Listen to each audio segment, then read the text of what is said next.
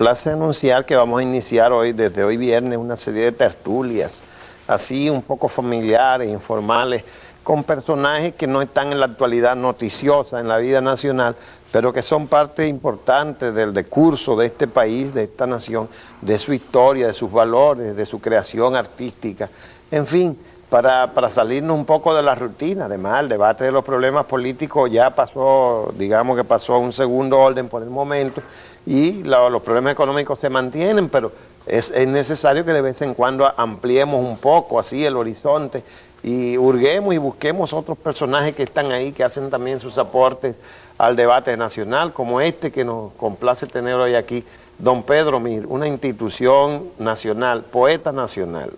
Bueno, don Pedro es un hombre de una larga data en la creación literaria, en la investigación estética, en la investigación histórica, un creador de cuerpo entero. Si nos detenemos a hacer un resumen de la bibliográfico de esa gran obra viviente que tenemos aquí, tendríamos que decir, Juan Bolívar, que don Pedro es un hombre que ha producido esencialmente en esos tres terrenos, en el terreno literario, no solamente poético, porque habría que hablar también de la parte de su obra narrativa, en el aspecto de la investigación histórica y de la investigación estética, un campo no muy trillado en este país. Si nos atenemos a su gran obra poética, había que recordar Hay un país en el mundo y 6 momentos de esperanza. Esos son los inicios de la producción poética. El prolegómeno ya de lo que sería ese gran poeta nacional, el contracanto a Walt Whitman, que también es una obra de gran fuerza, la gran hazaña de Limber y después Otoño, Buen viaje a Pancho Valentín, El amén de las mariposas, ese gran poema dedicado a las hermanas Mirabal, y desde luego en el campo de la narrativa, Cuando amaban las tierras comuneras, que también hay todo un fondo de expresión social y nacional del discurso de nuestro país en ese sentido. Y en el renglón de la investigación histórica hay que señalar las 3 leyendas de colores, el gran incendio, la noción de período en la historia dominicana, historia del hambre, esas son de las más relevantes obras de don Pedro Mir, igual que las 2 patrias de Santo Domingo,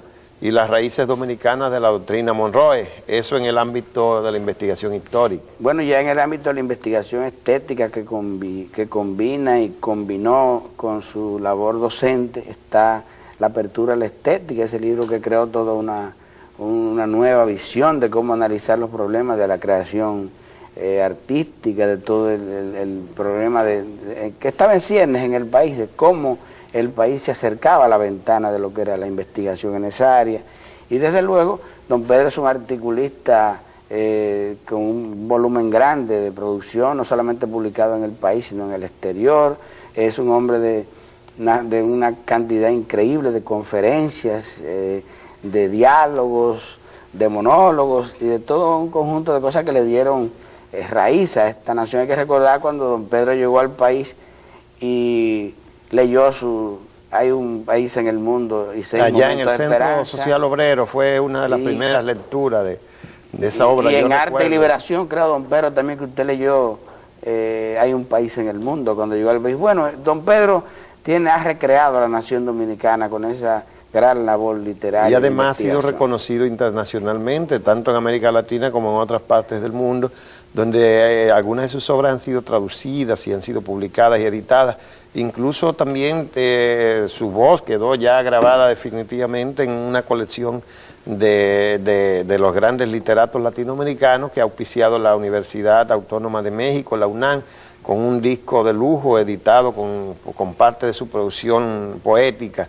En fin, se trata de un personaje de la vida nacional, este sí que es realmente del primer plano de la vida nacional. En su ámbito también fue un hombre de grandes inquietudes políticas y sociales que participó en la vida nacional en diversos niveles. Pero vamos a comenzar por allá, por el 61, don Pedro. Yo recuerdo, éramos muchachos cuando usted regresó del exilio. ¿Cuántos años tuvo en el exilio? No me acuerdo ahora. Pero sí recuerdo la lectura de su poema Hay un país en el mundo, allá en el Centro Social Obrero, por el 1961, no sé, no preciso ahora en qué mes sería, pero aquello fue un acontecimiento, el reencuentro de usted con la tierra, y el reencuentro de la juventud, de las generaciones nuevas con un poeta que venía maduro del exilio y que había puesto, le había dado sentido a este país colocado en el mismo trayecto del sol. Y oriundo de la noche en un inverosímil archipiélago de azúcar y de alcohol. Vamos a ver, don Pedro, cómo usted nos recrea un poco desde entonces hasta acá. Ustedes han sido muy gentiles al presentarme de una manera tan impresionante. De momento me he sentido tan importante que no sé cómo medir mis palabras. No las mismas. No sé cómo hablan. Déjela que fluyan. No sé cómo hablan las personas importantes.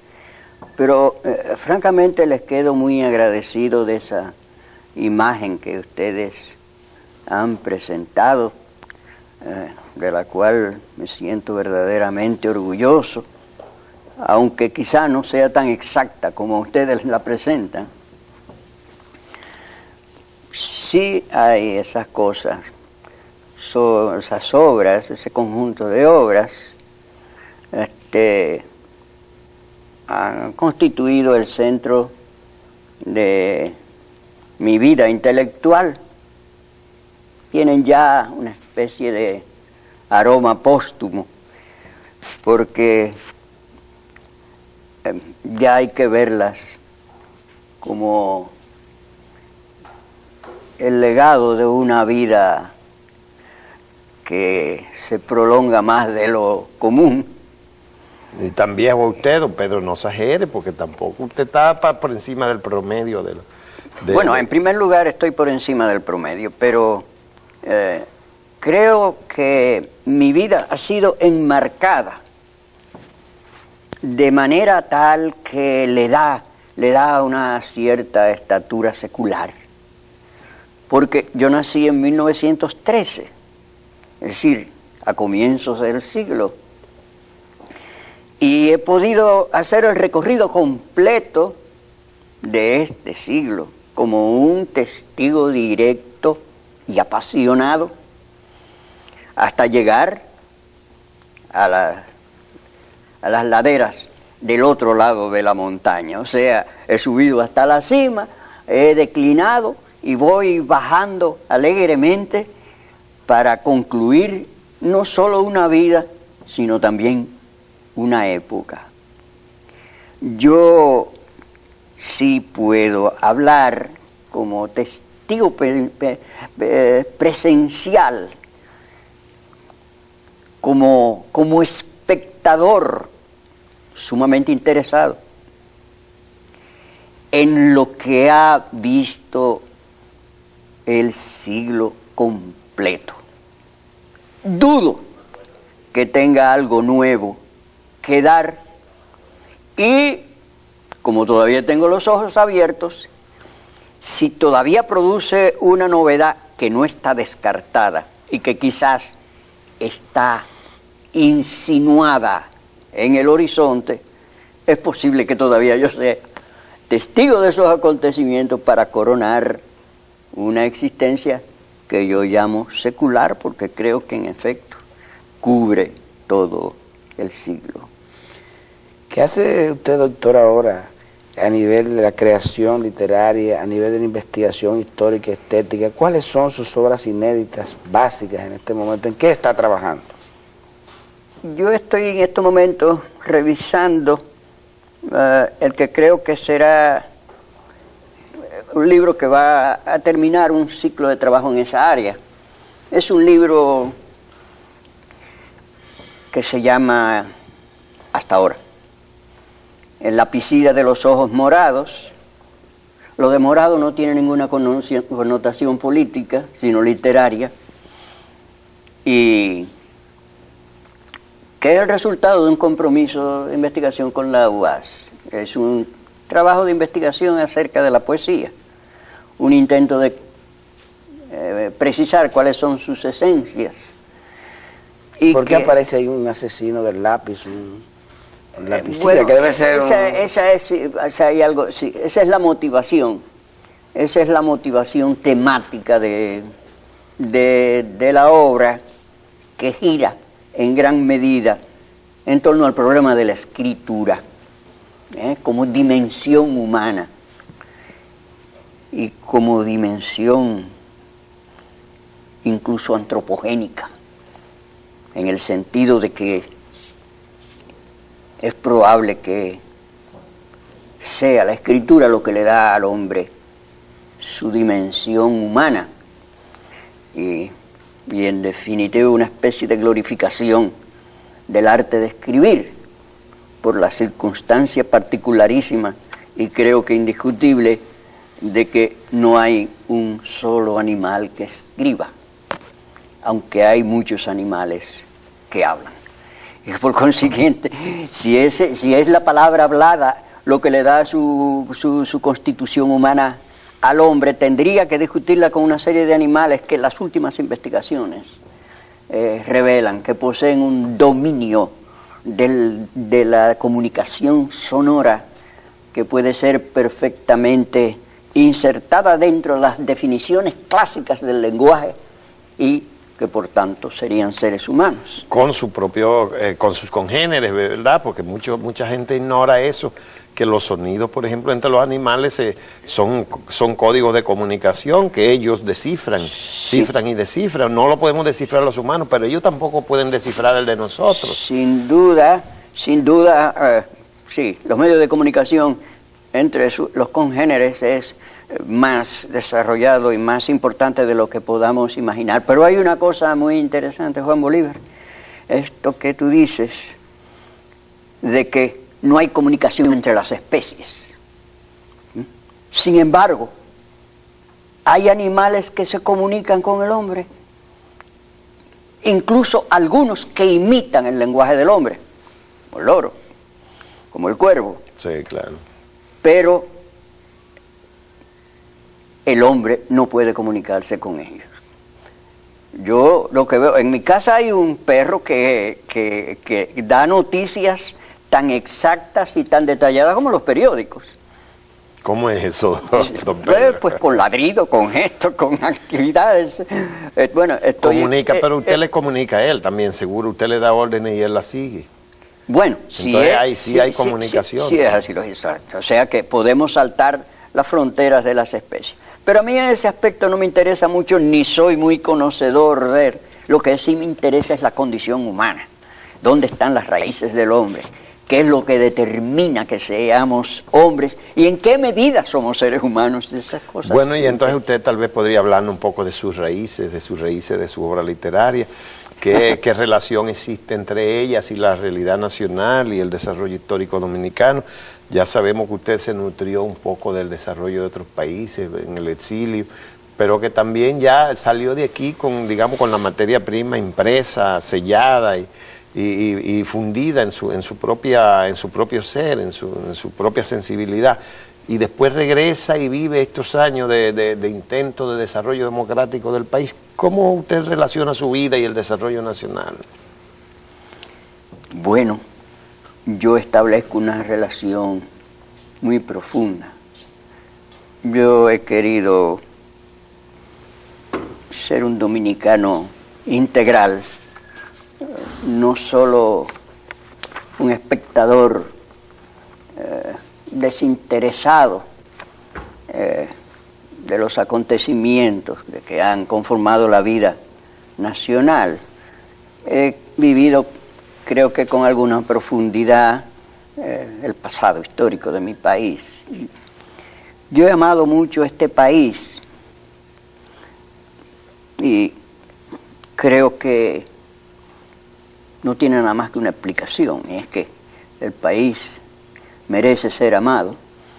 Y ¿usted cree que ha valido la pena el esfuerzo? El trajinar, las dificultades, los problemas, toda esta confrontación con la vida, tan dura a veces, tan árida a veces. Es nuestro país. A una madre nunca hay que preguntarle si ha merecido el esfuerzo que ha hecho por sus hijos. Ella no entra en esas consideraciones.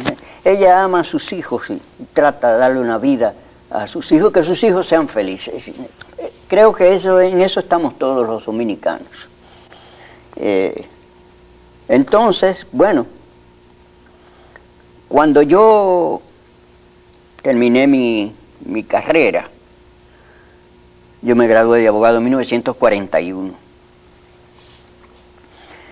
Asumí lo que me parecía ya una responsabilidad más profunda, porque esa es una carrera esencialmente política, tiene que ver con la estructura de los poderes, con el derecho, sobre todo con la Constitución, en fin, todos los aspectos de la vida nacional.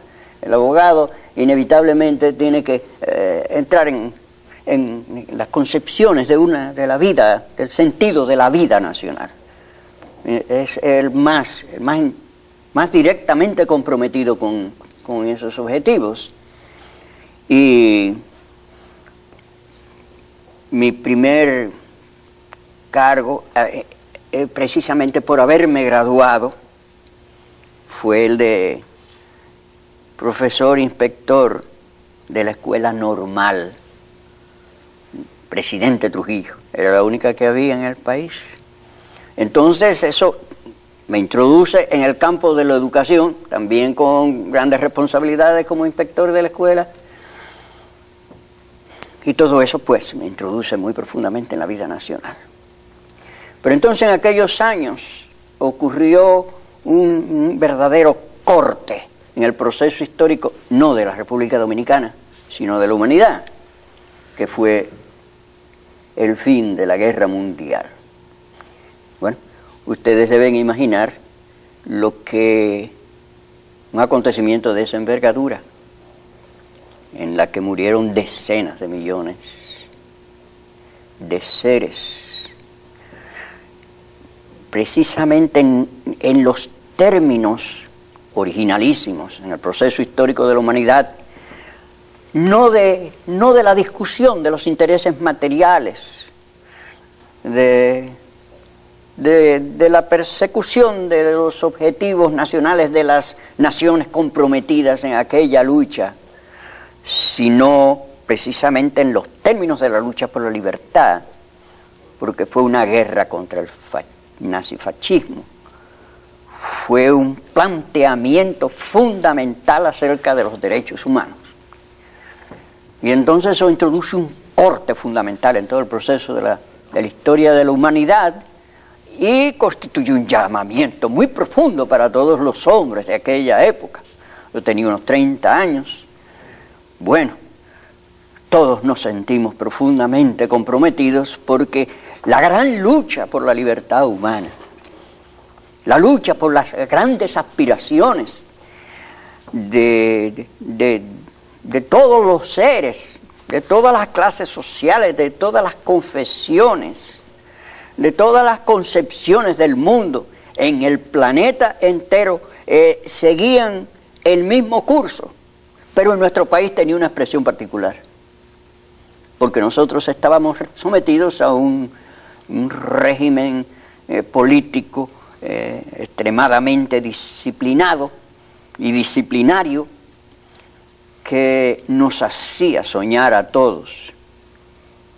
Creo que inclusive hasta los participantes y los beneficiarios del sistema, en una visión nueva de la convivencia humana, de una organización de la vida nacional más productiva, más alegre, más feliz, más segura, más prometedora.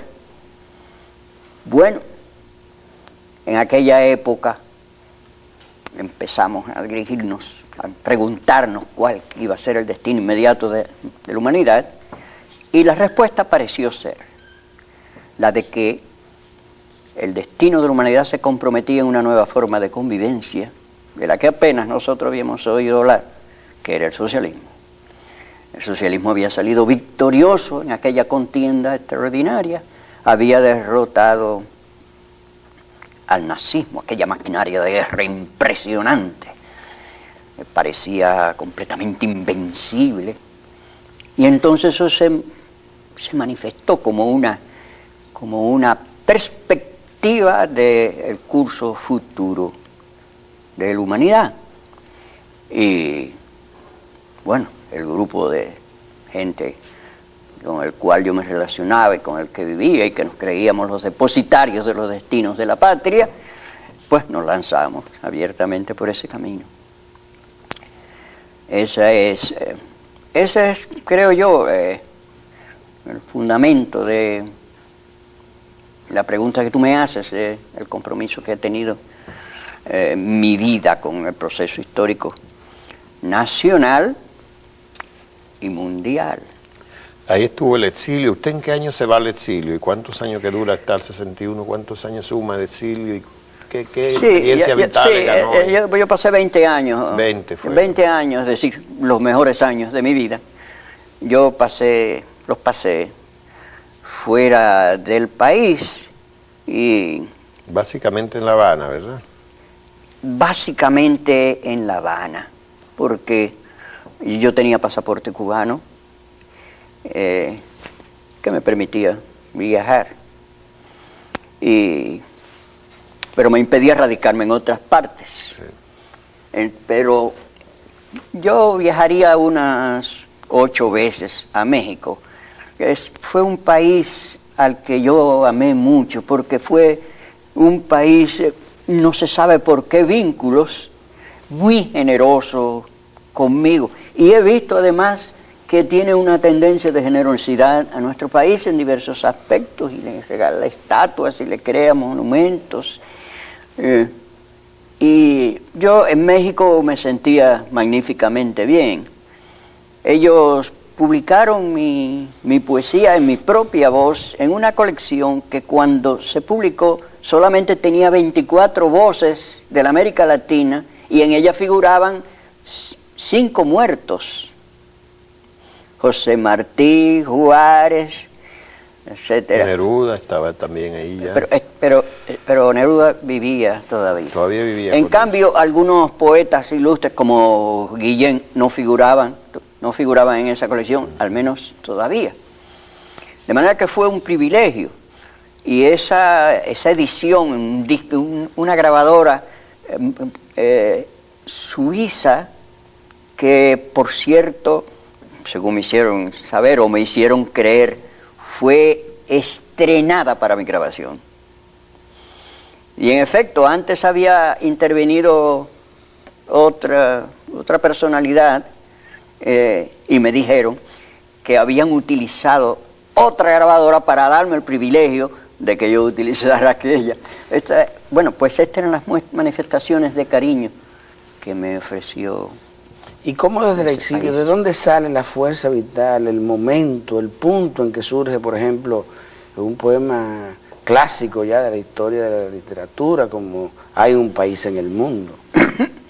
Bueno, yo escribí Hay un país en el mundo, en 1949. O sea, tiene ahora una pila de años. 49. 41, ¿no? 41 años. Sí. O más. No, 41, nada más. Bueno, pues tiene una vida literaria tiene ya. Una buena edad. Sí. Yo escribí ese poema en 1949, y en un momento en que ya era evidente que la visión que nosotros habíamos tenido del desenlace de la Gran Guerra número 2 no había sido muy exacto. Y si tengo oportunidad, les explicaría más adelante, en función del tiempo, por supuesto, cómo esa cosa dramática se vislumbró en aquel momento. Yo me di cuenta de que las cosas no iban a ser tan sonrientes como la vimos entonces, y que no íbamos a regresar a Santo Domingo en cosa de unos meses. Se vio claro entonces. Le tomó 20 años entonces, ¿no? Yo calculaba que pasaría 2 años en el exterior, a más tardar. 11 años, 12 años le tomó volver. Sí. ¿Y usted calculaba que 2 años más? Sí.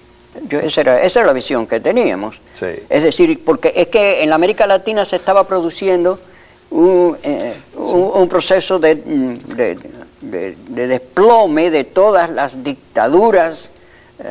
Al amparo de las fuerzas libertarias que generó precisamente el fin de la guerra como consecuencia del desenlace de la Guerra Mundial. Sí. Pero al llegar a nuestras costas ese proceso se detuvo. Sí. Ya se vio que eso no iba a ser así.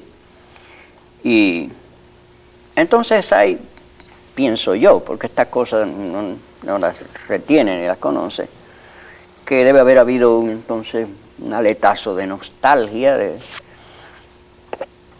decepción, de tristeza, y que el temor de que nuestro país seguiría sumergido para siempre en las sombras de la opresión, de la pobreza, del subdesarrollo, del atraso, todos los órdenes, una isla pequeña del Caribe sin esperanzas, desconocida, ignorada, desdeñada por todo el mundo. Y yo escribí mi poema con todo el corazón y con la ilusión de darle una bofetada a la humanidad en su conjunto y un llamado para que vieran, como si yo tuviera una voz suficientemente vigorosa y robusta para que el mundo prestara atención. Los poetas viven de ilusiones, esa es su gran suerte. Solo en función de las ilusiones y los deseos y las esperanzas se escriben las obras perdurables y las obras que en definitiva son recordadas por la gente. Perdurable también es, don Pedro, otro poema de la época que figura en el mismo libro, creo que en el mismo libro original, porque creo que fue Hay un país en el mundo y 6 momentos de esperanza, el libro, ¿no? O por lo menos como se editó aquí en el año 61. Ah, sí, pero se lo editó Fragua, los jóvenes universitarios entonces. Fueron 2 libros separados. Eran 2 libros. Hay un país en el mundo apareció separadamente. Apareció solo. Bueno, ahí en el 6 momentos de esperanza aparece un poema que es un canto a la integración latinoamericana, ¿no? Sí. Que si alguien quiere saber cuál es mi patria, pregunte por ella. Ese es otro poema de los grandes poemas suyos que ha trascendido las fronteras nacionales y que es un canto esperanzador a la integración, una integración que a menudo como que se ha esfumado, como se nos escapa entre las manos. Sin embargo, en estos momentos hay signos más alentadores tal vez que nunca, en el orden de la integración de los países de la América Latina. Ahora mismo hemos sido testigos de una serie de reuniones frente a los acontecimientos de Centroamérica, en los cuales ha habido una actitud más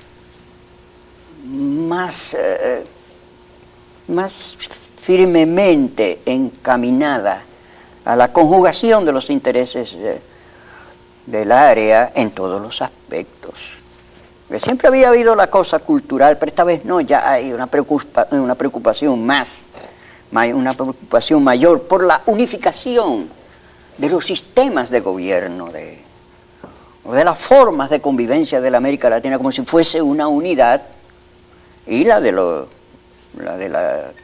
problemas económicos, con perspectivas muchísimo más lisonjeras que la de los organismos que habían sido creados en el pasado y de los cuales algunos siguen todavía vigentes. La CEPAL, en fin. Bueno, en medio de esa apreciación un poco oculta en la esperanza, ¿cómo usted aprecia, don Pedro, el desarrollo de la creación literaria a nivel nacional? ¿Usted cree que andamos un poco áridos en este momento, retrasados? ¿Usted ve algún cierto repunte? ¿Cuál es el momento del trabajo literario en el país? Mira, yo nunca he podido desvincular el problema de la creación literaria y artística de los problemas de la época que viven los creadores. Es más, yo creo que toda forma de expresión literaria y artística no es más que una visión de la realidad circundante. aún en aquellos autores y aquellos artistas, e inclusive aquellos movimientos generales de creación que usualmente proliferan en el curso de la historia del arte, aparentemente se desvinculan y declaran inclusive que no les interesa, que al arte no les interesan esas cosas, sino que viven en un mundo ideal, en un mundo de fantasía, lo cual es falso. Eso es también una visión y una concepción del mundo. Ustedes saben que se cometen crímenes por abstención.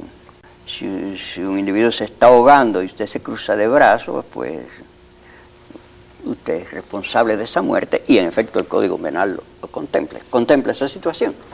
De modo que yo creo que la vinculación es sumamente estrecha. Entonces, señores, hoy estamos viviendo una crisis de dimensiones ecuménicas tan profundas que afectan directamente, y yo se lo puedo decir porque esto lo he visto yo directamente en mi casa, hasta la forma de cocinar. ¿Qué pasa? Yo creo que nosotros estamos en vísperas de una transformación muy profunda de la humanidad, como en aquellas casas de familia en que el padre está agonizante y toda la vida ha dependido de la vida de ese personaje. Quiere decir que estamos en el borde de una nueva época que debe ser además una gran época y tal vez la más grandiosa de todos los tiempos, que es este nuevo milenio, que es este siglo que se nos encima, que se nos abalanza en cosa de 9 años más. De unos años más. Pero si nosotros contemplamos la realidad que vive hoy el planeta en función de lo que ha vivido, usted se da cuenta de que todo se ha puesto en el plan del cuestionamiento y que toda la vida humana va a cambiar. Yo les hablaba de aquel gran corte histórico que fue la Gran Guerra Mundial. Ahora estamos viendo el desenlace de la Guerra Mundial. Yo les hablaba de cómo el socialismo se presentó como la respuesta del siglo a las grandes demandas históricas. Y ahora hemos visto de qué manera tan sencilla, casi como el capricho de una persona alegre y animada y vistosa, con una mujer muy bien vestida, que decide de pronto desmantelar todo el decorado impresionante de aquella época, decide desnudar el siglo para que se vista de nuevo, para recibir el siglo que viene, o quizás para que entre desnudo ese siglo. Profesor, ¿y a usted le gustaría ser testigo, aunque fuera de algunos momentos de ese siglo, verdad? Del próximo Desgraciadamente, don Bolívar, yo he contemplado este proceso de manera tan directa, he estado tan profundamente sumergido en él, de manera emocional, por supuesto, que a mí me parece que es obra mía. Fíjate, yo nací en el seno del capitalismo y por supuesto de la religión católica. ¿Ves? Yo vi en un momento la decadencia y la muerte del capitalismo. De buenas a primeras he visto el florecimiento de una rama desconocida del capitalismo. Ahora,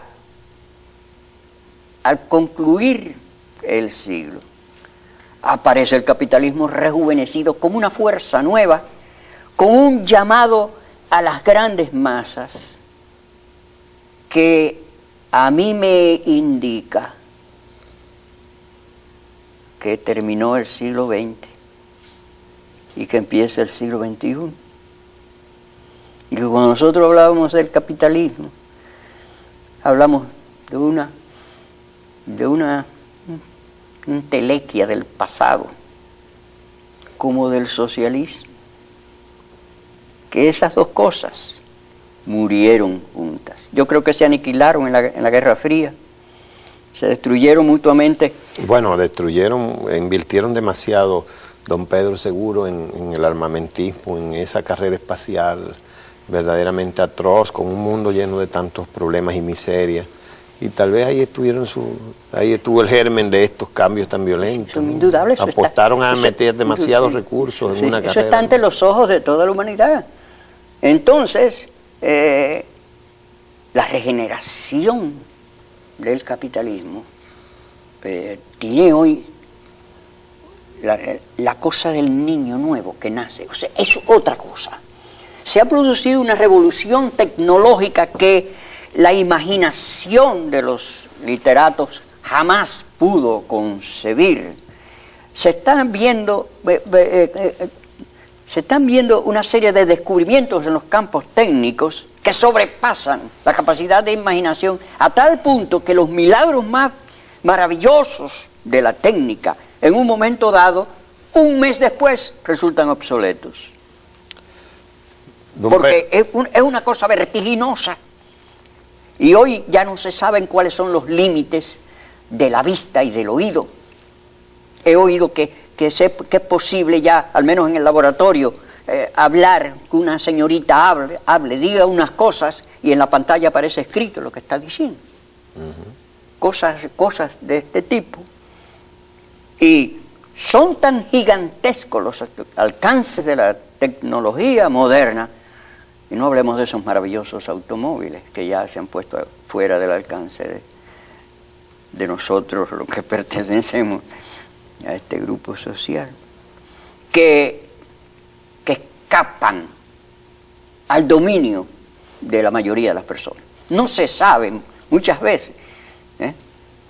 Usted le pregunta a una gente hoy en qué punto está la maquinilla de escribir y probablemente mucha gente no sepa por dónde anda la maquinilla. Así es, don Pedro, el tiempo empieza a presionarnos y no queremos dejar que usted nos diga algo sobre si usted tiene alguna preocupación como hombre de la creación literaria y académico sobre el nivel de la educación dominicana y sobre todo de la preparación para el manejo, el dominio de la escritura y de la lectura, si se está leyendo a su juicio. Parece que no se lee ya suficientemente en el país. Yo estoy profundamente preocupado por eso. De manera verdaderamente dramática y a veces tormentosa. Porque fíjate cómo son las cosas. Es que precisamente este desarrollo de los medios materiales de convivencia, este asunto de la inflación, crea un campo de lucha en el seno de la sociedad tan intenso, o dicho de manera más directa, coloca al individuo a la hora de buscarse los medios de subsistencia en forma tan apremiante, porque hoy necesitamos un automóvil, necesitamos televisión, necesitamos computadoras personales y todas estas cosas. Se nos apremia de manera tal que no hay tiempo para las grandes actividades del espíritu. Hoy no tenemos tiempo para preocuparnos por una sonata, ni por saber quién fue Palestrina. No tenemos tiempo, no podemos ocuparnos de eso. No podemos preocuparnos por el siglo de oro. No. ¿Qué la poesía de Góngora? ¿Para qué? ¿Qué significa? Esto no importa. Necesitamos la vida inmediata, los problemas inmediatos, porque eso se convierte en materia prima, se lleva a la pantalla de la televisión Y entonces la improvisación está a la orden del día. El maestro está desacreditado. La cultura está desacreditada. Las profesiones tradicionales, el derecho, la medicina, la odontología, están desacreditadas. El hijo mío, a la hora de decidir qué carrera iba a elegir, yo con una mentalidad arcaica, le desplegaba el panorama de las antiguas profesiones. Fueron rechazadas. Eso no tiene perspectiva. Tengo una hija que se ha graduado de médico. En realidad, ella no se ha graduado para el ejercicio de la medicina, sino para la práctica del capitalismo. Ella necesita un préstamo del banco para establecer un consultorio que es una empresa de producción inmediata de peso. Pero para eso necesita una inversión. La otra hija mía se graduó de bióloga. Bueno, ¿qué hace con la biología? No, la biología es una profesión para que la usen los grandes estados, los grandes centros de investigación. Se necesitan grandísimas, inmensas inversiones materiales de dinero para que esa profesión tenga sentido. No tiene sentido. El muchacho está estudiando ingeniería de sistemas, que está más dentro de la onda de la época, pero no debería haberse inclinado por eso.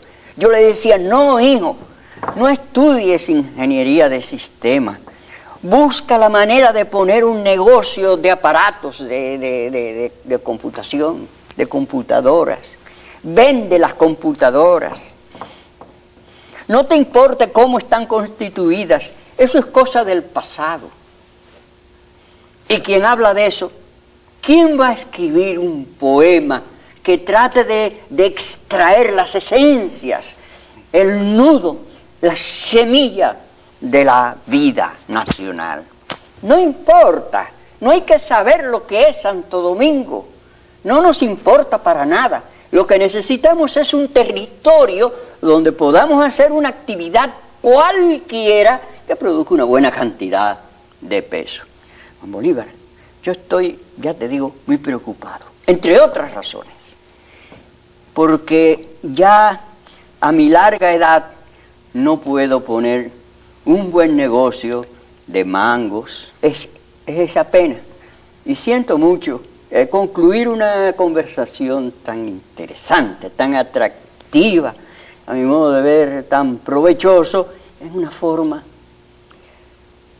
tan triste, tan lamentable, tan quejumbrosa.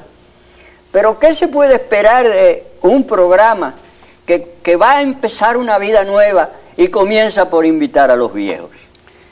Invitando a la sabiduría, a la experiencia, a lo que ha sido toda una vida al servicio de la nación. Había que preguntarle, don Pedro, ahora y usted nunca termina quejumbrosamente, porque siempre hay el momento de la esperanza, incluso hay un país en el mundo.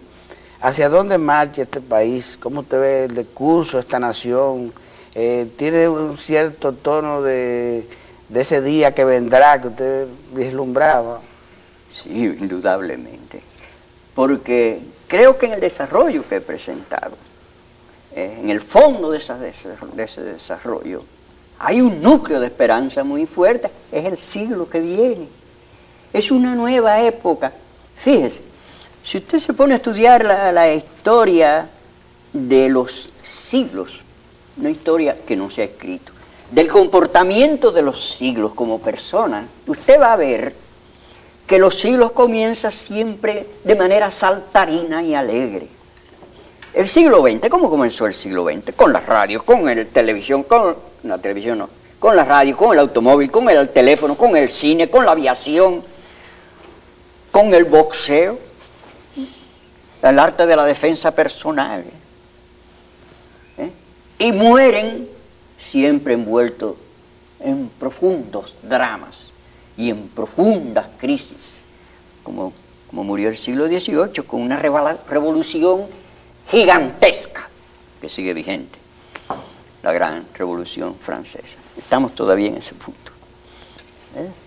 Así es que también nuestro siglo muere, y nuestro país, por supuesto, sumergido en una crisis terrible. Pero en cuanto despunte el siglo XXI, la gente se siente apoderada de una juventud súbita, considera que empieza una época nueva y que tiene el compromiso de la alegría y de la felicidad. Y esas primeras décadas del siglo XXI, como la del siglo XX, como la del siglo XIX, como la del siglo XVIII, XVII, XVI, acuérdense lo del descubrimiento de América, a fines del siglo XV.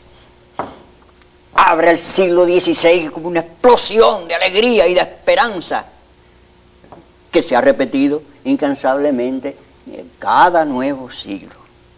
Así el siglo XXI va a aparecer como una muchacha viceañera que se abre el pecho para que vea el esplendor de su naturaleza desnuda y ante la cual se van a precipitar las inmensas muchedumbres ansiosas de placer.